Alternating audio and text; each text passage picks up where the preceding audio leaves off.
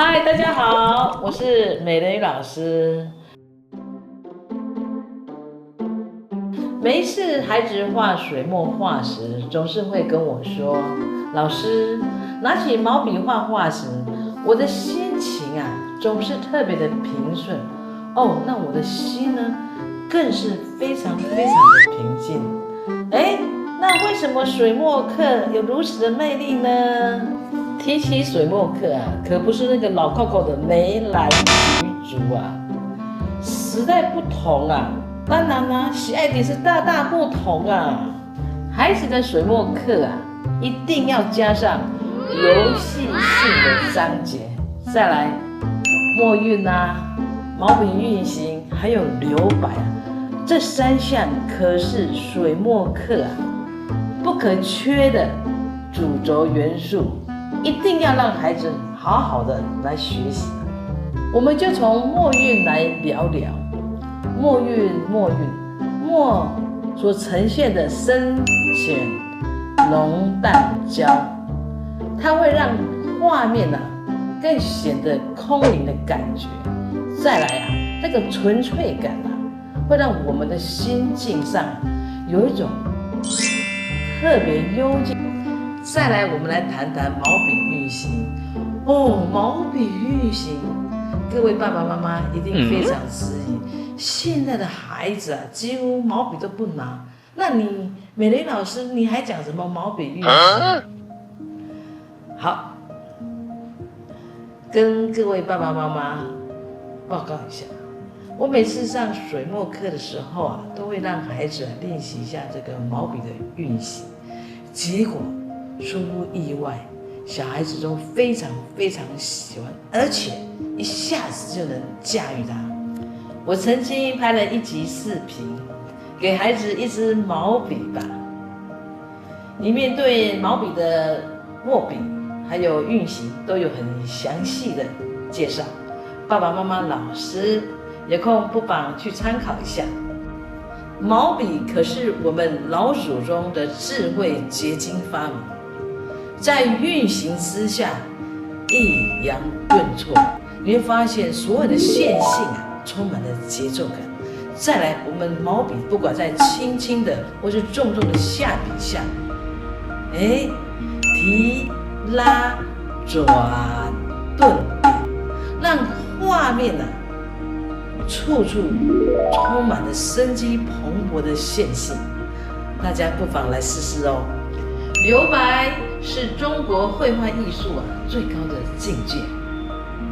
留白绝对不等于空白，它让人家有一种在无物之间胜有物的独特的空灵感。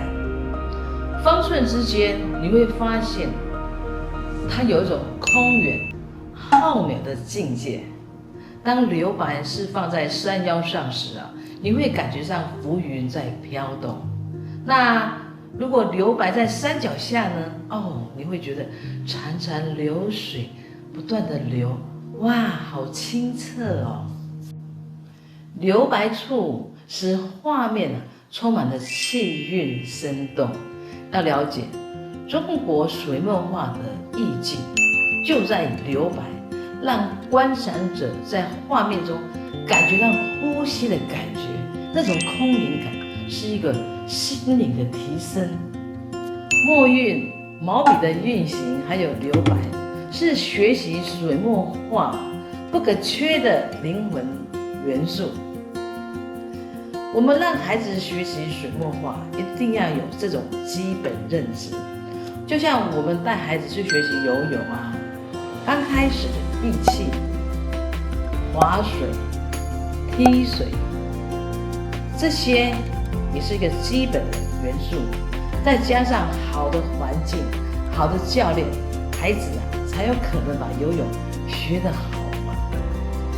再来谈谈游戏性的水墨章节，哇，孩子好爱呀！游戏性的水墨加进去了以后不仅可以增加孩子的学习意愿，再来孩子对水墨还有毛笔之间的运作很快的就能领悟，而且呢，让画里充满了孩子的一些可看性的章节。接下来介绍几项游戏性水墨的一些方式，我们可以加上白色的蜡、黑色的蜡，或是喷一些水啊，喷一些墨啊，墨可以分淡墨、浅墨，还有点深墨。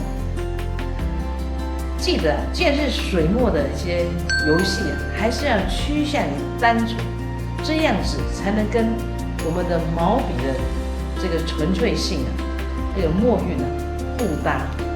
在21世纪下，任何事情都讲速，什么事情都要快。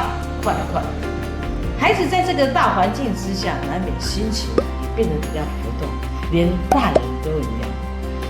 水墨课程呢，讲究呢就是先静下来，我想正可以改善我们浮动的心。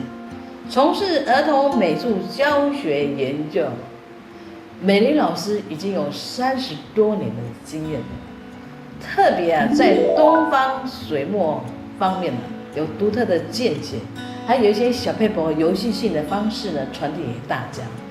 目的就希望水墨课让孩子觉得非常的亲切，而且呢好玩也希望大家多订阅、转传、分享，让我把好的儿童美术教育分享给大家。